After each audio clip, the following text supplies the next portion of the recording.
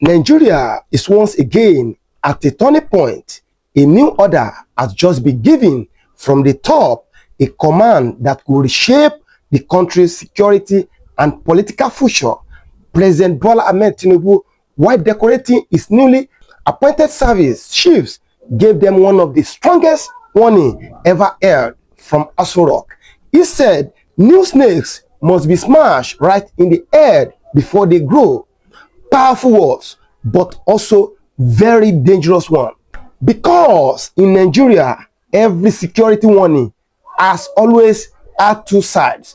One for the terrorists and bandits, and another for the political and regional agitators. So the big question today is, who are these new snakes Tinubu wants to crush? Is he referring to the bandits, the terrorists, the cyber gangs, or is this another coded message directed at certain regions calling for self-determination and justice? Stay with me till the end, because in this analysis, we are going to break down what Tinubu really meant, what the new service chiefs are planning, and how this could affect ordinary Nigerians, especially in the southeast and middle belt. Before we begin, make sure you like this video, drop your opinion in the comments, share it widely, and subscribe so you don't miss our next deep analysis on Nigeria's unfolding political drama. Now, let's go straight into the story. The new snakes warning. What did Tinubu really mean when a sitting president say new snakes must be smashed before they grow? That is not just a casual remark. In the world of politics, a snake often represents an enemy, a threat, or an opposition force. And in Nigeria, every government defines its snake differently. For Tinubu, this phrase comes at a time when there is growing frustration across all six geopolitical zones, from the insecurity in the north to agitation in the southeast, and from kidnapping in Abuja to farmer herders clashes in Benue. New movements are rising, and not all of them are armed. So, who exactly are these snakes? Are they the bandits spreading terror in Zamfara and Niger State, or are they the young people online exposing government failures and those demanding the release of Nnamdi Kanu? The danger is that in Nigeria, a statement like this can easily be used to justify force against innocent voice. Why Tinubu spoke now? The timing matters. Timing in politics is everything. Tinubu gave this order just day after reshuffling the entire military. New faces, new command, and new loyalties. And this change didn't come from nowhere. For months, Nigeria have been complaining that insecurity is getting worse. Kidnappers on highways, bandits taking over villages, and soldiers losing morale. So, Tinubu had to show action. But replacing service chiefs isn't enough. It is about sending a message of control. He wants to prove that he's in charge both of the military and of the political direction. That is why this statement was carefully timed. It is a means of warning, power, and political positioning. Tinubu is telling Nigerians and even the military that he will not allow any new force to rise under his watch. The new defense chief Oloyede's promise and challenge, General Olufemi Oloyede, the new chief of defense staff, came with strong promise. He said he will deepen intelligence, driving operations, and improve the welfare of soldiers. That sounds beautiful, but Nigerians have heard this same line many times before. Every new chief of defense say the same thing. The problem has never been what they say. It is whether they can deliver.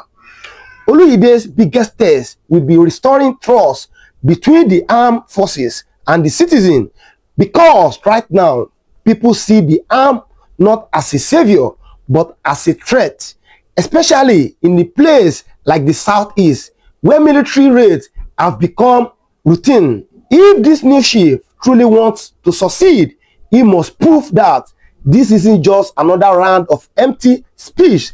He must rebuild the military image, not through press conference, but through real, visible peace. The intelligence problem, Nigeria's hiding weakness. Only a day talk about intelligence, lead operation.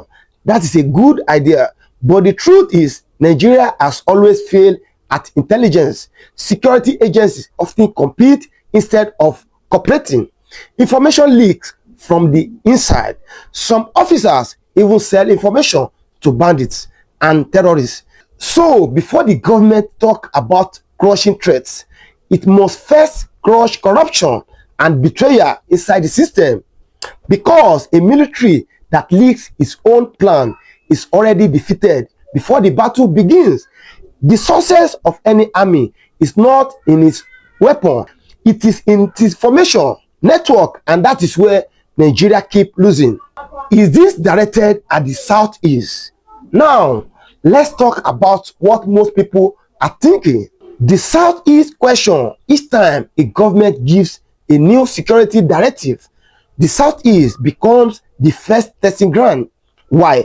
Because of the ongoing IPOB agitation and the call for Nnamdi Kanu's release. In the past few years, anytime the federal government say armed group, the military often interpret it as an instruction to raid village in the east. This is why Tinubu's statement is being watched closely by pro-Biafra supporters. They fear that he smash the snake's comment could be used to justify a fresh wave of military operation in the region under the pretext of fighting unknown gunmen. But if Tinubu truly wants to unite the country, he must handle this issue with wisdom, not with force, because history shows that every time government use the military to silence a region, resistance only grows stronger. Soldiers welfare, the long ignored truth. The new defense chief also mentioned improving soldiers' welfare, and that's perhaps the most important part of his speech, because the Nigerian military is suffering silently. Many soldiers fight without adequate equipment. Some die without their families receiving compensation. Others go months without proper allowance. How do you expect such men to fight passionately? Insecurity will never end if the people fighting it feel abandoned.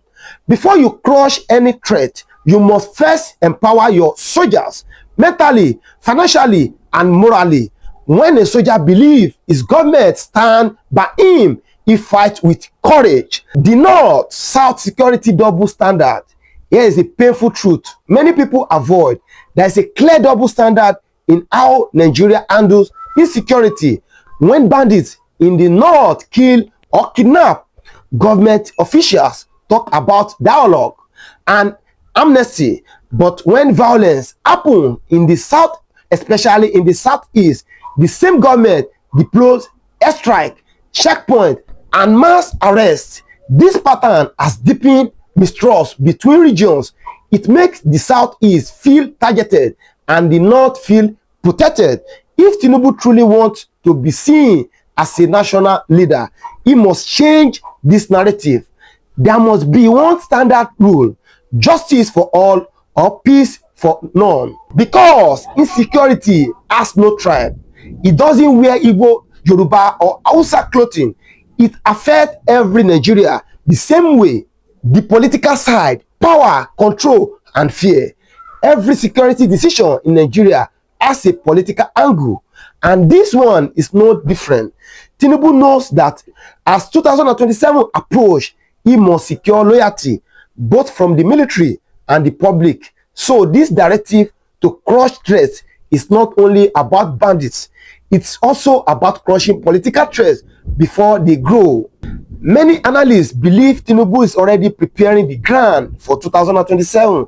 He wants to appear strong, deceive, and in full control to silence critics who call him weak on security.